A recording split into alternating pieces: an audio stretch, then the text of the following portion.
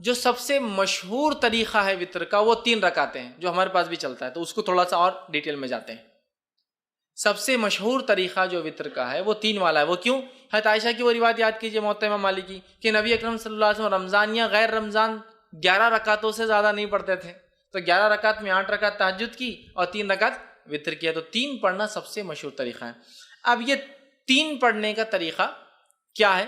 اس طریقے سے اس 3 رکعت کو پڑھنے کے 2 طریقے ہیں۔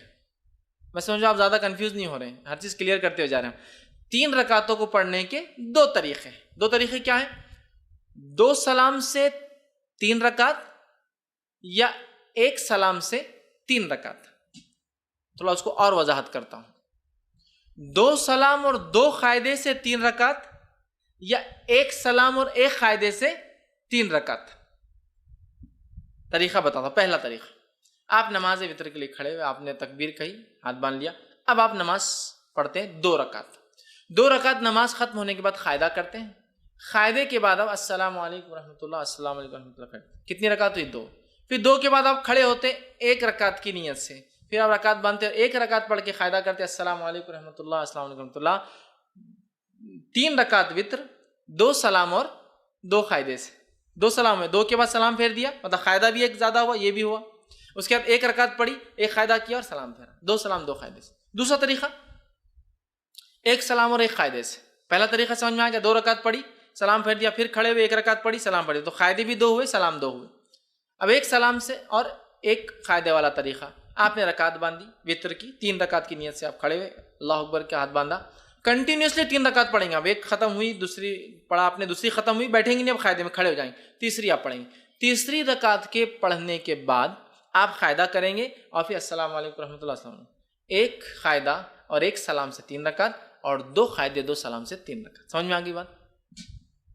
کلیئر ہے؟ بہت زیادہ کنفیوژن نہیں۔ سعودی عرب میں سب سے زیادہ معروف طریقہ وہ پہلا والا ہے، 2 رکعت پڑھتے ہیں، سلام پھیر دیتے ہیں، پھر 1 رکعت پڑھتے ہیں۔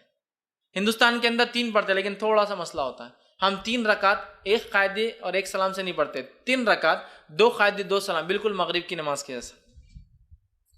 آپ کو بولے مغرب کیسا ہے، وطر کو نہیں پڑھنا ہے، تو پھر ایک نیا لاتے ہیں، ہم الگ کر رہے ہیں نا، بیچ میں ہاتھ اٹھاتے نا، تیسری رکعت میں اللہ اکبر بول کے پھر ہاتھ باندھتے، حالانکہ ہر طرف تو رفع منسوخ ہو گیا بولتے یہاں، لیکن ثابت کرتے ہیں باقی جگہ رفع کر بولتے منسوخ ہو گیا، غلط ہے، اور یہاں بولتے یہاں ہے، پھر کیسا منسوخ ہوا؟ یہاں تو ہے باقی۔ تو بہرحال الگ کرنے سے مراد، مغرب سے وطر کو الگ کرنے سے مراد یہ نہیں کہ منمانے طریقے سے الگ کرو، جو بتایا گیا وہ یہ ہے کہ قاعدہ 1 کرو اور 1 سلام سے، یا پھر 2 قاعدے، مطلب پھر 2 رکعت پڑھ کے سلام پھیر دو، پھر 1 رکعت پڑھو، یہ معنی ہے اس کا۔